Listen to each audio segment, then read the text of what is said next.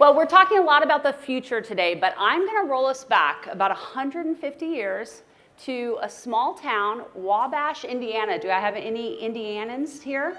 Okay, I hope I said Wabash right. I haven't actually been there myself, but March 30th, 1880, I want you to think about, a small town. And this small town was no different than pretty much anywhere in the world at this point. Busy during the day, lots of activity, stores were open, kids were going to school, things were happening. But around 6 o'clock in the summer, more like 4:30 in the wintertime, things would start to go dark. And when I say dark, I mean the sky would go dark. And at about the same time that the lights went out, human potential sort of started to die too. Basically, people had, kerosene lamps or a candle to be able to light their way. And so stores would close down, shops would end, people would gather around this wick and hope that they didn't burn their house down, which unfortunately was kind of a thing that would happen. But there was one day, March 31st, when everything changed. That change came from that small town. There was a man named Charles Brush. And while Thomas Edison was down in Menlo Park working on trying to develop the incandescent light bulb, Charles Brush had a much bigger vision. He wanted to be able to light entire cities. And so at 8 p.m. on March 31st, he lit 4 arc lights on the county courthouse dome. And guess what? Everything changed in that moment. He flipped a switch. Now, thousands of people had come to witness this event, and what they said was that it was nothing short of miraculous. People wept, people cried. One newspaper said that you could read a telegram from a block away. And as a result of that moment, things changed quickly. The world transformed. Cities were alive at night. It was no longer based on just waiting for the sun to go down and move. Commerce changed as a result. The 24/7 factory system was able to start. All of these things happened, and we had light speed progress when it came to what people could do. Now, a lot changed in 150 years, but there's one thing that hasn't really changed. I want to take you back to today, and let's talk about our education system. Our education system is operating roughly the same as it has way back in the day when Wabash, Indiana students were going to school in the daytime. We're not burning candles anymore, but we still have kids generally sitting in rows.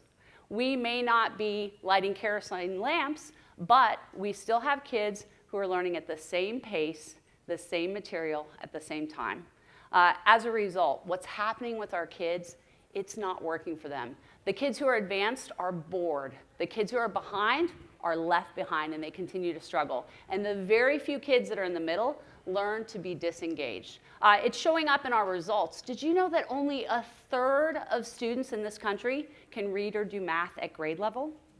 It got even worse after COVID. We have reported the lowest results academically in 30 years, not since the 90s. This is not a good state. It's not working. And you know who else is really miserable? Our teachers. Our teachers have been given the most impossible job. They have been told to take a class of 15, 20, 30 plus students and figure out how to teach a grade's worth of curriculum between September and May to a group of kids who are wildly different. How in the world is a teacher supposed to succeed at that? There is a reason that our teachers are leaving the field in droves. They are overworked, underpaid, and underappreciated.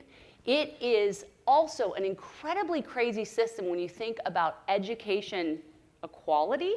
And I'm sure that seems like a weird word, but I'm going to tell you why that's the case. If you go to one of the poorest schools in rural India, or you go to one of the ritzy private schools in Connecticut, you're going to see kind of the same thing. You're going to see that model of a teacher leading a group of kids in an age-based classroom through a standard curriculum. Maybe you get a little bit of group exercises here and group exercises there, but generally they look the same. Building's a little bit nicer in one, but otherwise that's what you're looking at.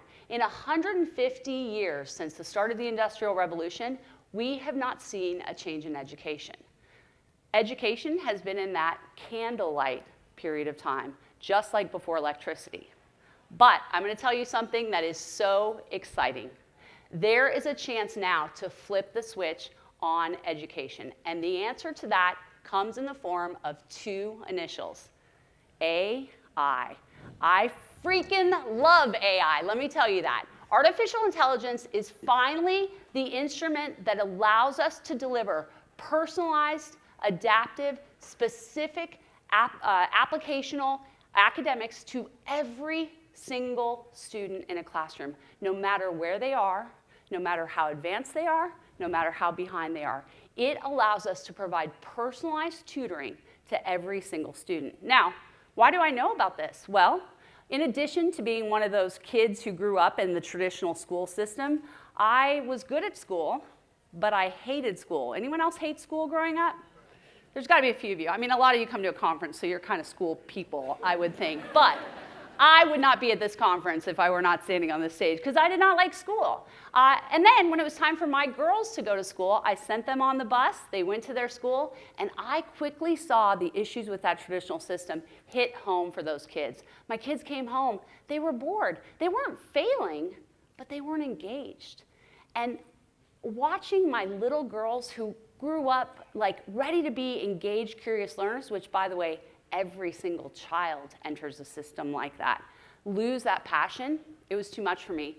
I had a conversation with the principal of our school after many years of working to partner and figure out how we could do stuff, and the principal finally looked at me and she said, MacKenzie, I totally get this, but it's like trying to steer the Titanic. We just can't do it.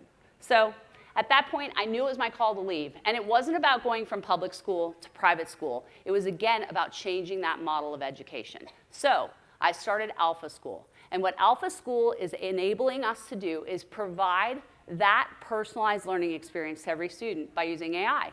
Let me give you an example of how it works. When a kid comes into us, we give them an assessment. And this isn't the kind of assessment where it says, okay, you're in math group 1 or math group 2 and plunks you in. It is like doing a CAT scan of a child's brain. We can understand exactly what every single student knows and doesn't know, and then we can place them in precisely the right level of material that they need, including the ability to fill holes. We can also go at the pace that a student needs. So if you can go through something very quickly and understand it, then you can go faster. And if you over here need a little bit more time, it takes the time. That's the thing that's incredible about an AI tutor. Now, what happens as a result of that system? Our students are learning twice as fast in only 2 hours a day. Our classes are in the top 1% and 2% in the country. In fact, I would argue there's not a school delivering better academic results. But one of the other things I've learned in the last decade of running this school is that parents don't want their kids to come home after 2 hours, right? No, please do not send them back yet. Do not send them back yet. So what do you do with the rest of that time? And this is where the magic happens. When you can not just finish academics in 2 hours, but crush academics so that these kids have so much great knowledge in their brain, then the rest of the day is open to develop life skills. Things like entrepreneurship and financial literacy, storytelling and public speaking, leadership, teamwork, socialization, grit, dealing with failure, getting to explore those things that kids are interested in doing. What do they like to do? What does that mean? Our middle school students are publishing books. Our elementary students are building businesses that are making a profit. In fact, this year, our 5th and 6th grade students ran a food truck. Last year, an Airbnb. They're learning about all of these things. Last weekend, I had the privilege of watching some of our Alpha students deliver a TEDx talk. One of our students talked about learning to learn and her experience as the highest placing 4th grade girl in the country in the National History Bowl. And again, she's 10 years old. She brought the crowd to a standing ovation. These are the kind of activities that kids can do when they're given time to find that passion. Now, one of the things that people often ask, okay, well, you're a private school. This is just for rich kids, right? What do we do for the rest?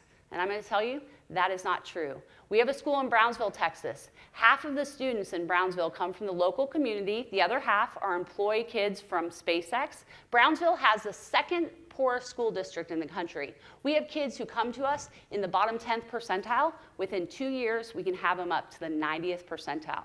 We had students this year who cross the border every day to go from Mexico to our school in Brownsville. They came in not speaking any English. At the end of this school year, 99th percentile in reading and language.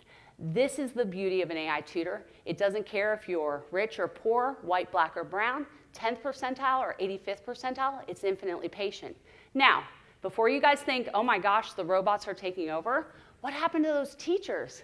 We allow our teachers to instead focus on what they are best at, motivational and emotional support. No more creating lesson plans, no more delivering lectures, no more grading homework.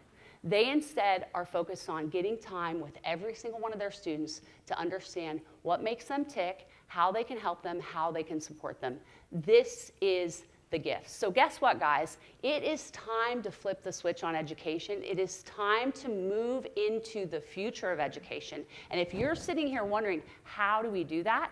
What I would encourage you to do is think about saying, let's be open to the switch of this model. Just because we grew up like this and turned out fine doesn't mean it's fine. We have a huge opportunity and we can take advantage of that. This can go in the private atmosphere. It can also go into the public. But for any of you who are working in the public sphere, the biggest thing that we run into is people say, well, how do we know if it's going to work in the public?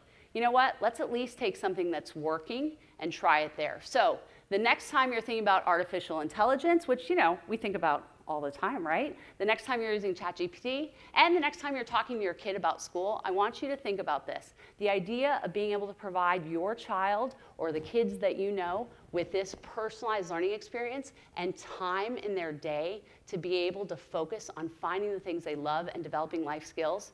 There has never been a more exciting time to be a 5-year-old. I am ready for it. Are you guys?